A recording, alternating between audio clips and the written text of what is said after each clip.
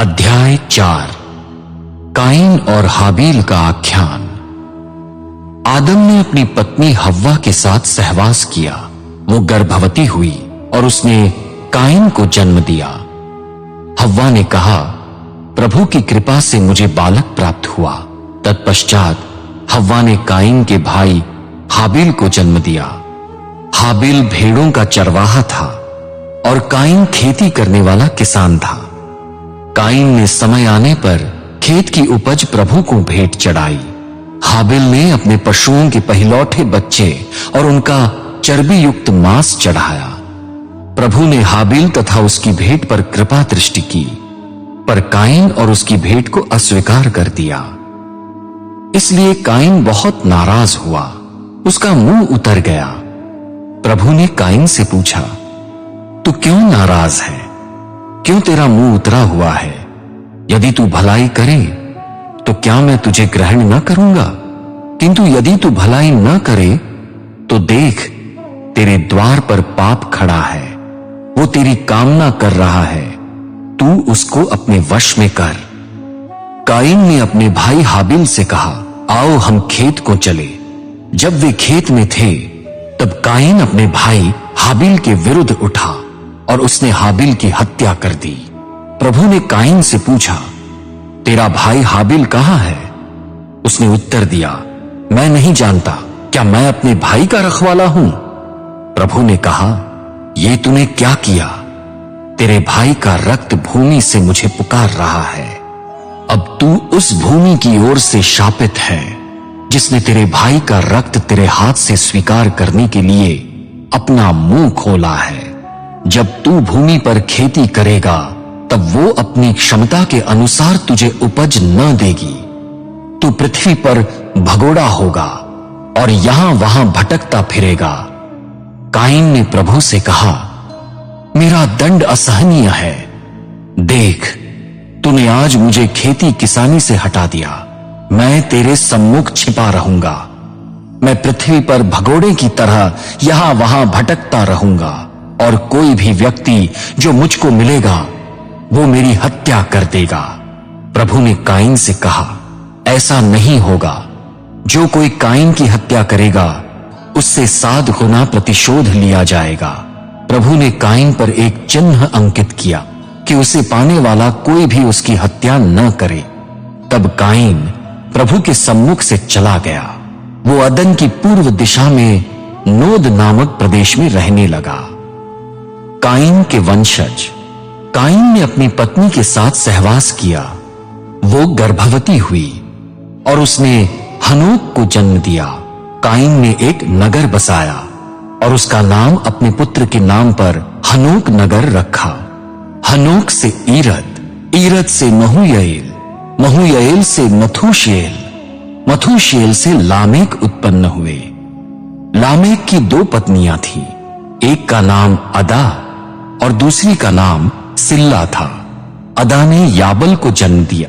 Jabal उन लोगों का पूर्वज बना जो तंबुओं में रहते और पशु पालते हैं। उसके भाई का नाम यूबल था। वो सितार और बांसुरी बजाने वालों का पूर्वज था। सिल्ला ने तूबल काइन को जन्म दिया। वो पीतल और लोहे को ढालकर अस्त्र शस्त्र बनाने वाला पहला धातुकार था। तूबल काइन की बहन नमा थी। लामेक ने अपनी पत्नियों से कहा, अदा और सिल्ला, मेरी बात सुनो। मेरी पत्नियों, मेरे कथन पर ध्यान दो। जिस मनुष्य ने मुझे घायल किया, जिस तरुण ने मुझ पर आघात किया, उसको मैंने मार डाला है। यदि काइन का बदला 7 गुना है तो लामेक का 77 गुना होगा। शेत के वंशज। आदम ने पुनः अपनी पत्नी से सहवास किया और उसने एक पुत्र को जन्म दिया। उसने उसका नाम शेत रखा, क्योंकि वो कहती थी, काइन ने हाबिल की हत्या की, इसलिए परमेश्वर ने हाबिल के स्थान पर यह दूसरा बालक प्रदान किया है। शेत को भी एक पुत्र हुआ। उसने उसका नाम अध्याय 5 आदम के वंशज। आदम की वंशावली का विवरण इस प्रकार है। जब परमेश्वर ने मनुष्य को रचा तब उसने उसे अपने सदृश्य बनाया। उसने उन्हें नर और नारी के रूप में रचा। जब वे दोनों रचे गए तब उसने उन्हें मनुष्य जाति कहा और उन्हें आशीष दी। जब आदम 130 वर्ष का हुआ तब उसने अपने सदृश अपने ही स्वरूप में एक पुत्र को उत्पन्न किया। उसने उसका नाम शेत रखा। शेत के जन्म के पश्चात आदम 800 वर्ष तक जीवित रहा। उसको अन्य पुत्र पुत्रियां भी उत्पन्न हुई। इस प्रकार आदम कुल 930 वर्ष जीवित रहा। तत्पश्चात उसकी मृत्यु हुई। जब शेत 105 वर्ष का हुआ तब उसने एनोश को उत्पन्न किया। एनोश के जन्म के पश्चात शेत 807 वर्ष तक जीवित रहा। उसको अन्य पुत्र पुत्रियां भी उत्पन्न हुई। इस प्रकार शेत कुल 912 वर्ष जीवित रहा। तत्पश्चात उसकी मृत्यु हुई। जब एनोश 90 वर्ष का हुआ तब उसने केनन को उत्पन्न किया। केनन के जन्म के पश्चात एनोश 815 वर्ष तक जीवित रहा। उसको अन्य पुत्र पुत्रियां भी उत्पन्न हुई। इस प्रकार एनोश कुल 905 वर्ष जीवित रहा। तत्पश्चात उसकी मृत्यु हुई। जब केनन 70 वर्ष का हुआ तब उसने महललेल को उत्पन्न किया। महललेल के जन्म के पश्चात केनन 840 वर्ष तक जीवित रहा। उसको अन्य पुत्र पुत्रियां भी उत्पन्न हुई। इस प्रकार केनन कुल 910 वर्ष जीवित रहा। तत्पश्चात उसकी मृत्यु हुई। जब महललेल 65 वर्ष का हुआ तब उसने यारद को उत्पन्न किया। यारद के जन्म के पश्चात महललेल 830 वर्ष तक जीवित रहा। उसको अन्य पुत्र पुत्रियां भी उत्पन्न हुई। इस प्रकार महललेल कुल 895 वर्ष जीवित रहा।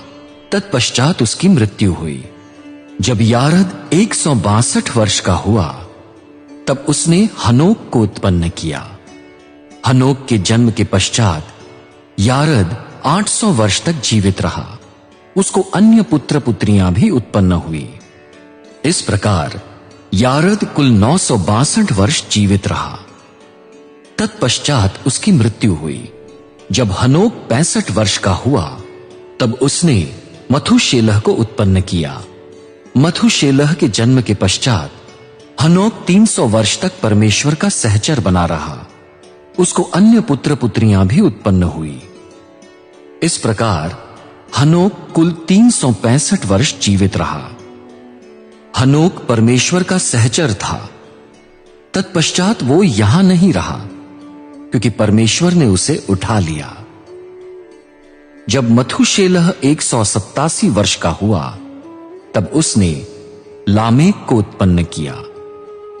लामेक के जन्म के पश्चात मथुशेलह 782 वर्ष तक जीवित रहा। उसको अन्य पुत्र पुत्रियां भी उत्पन्न हुई।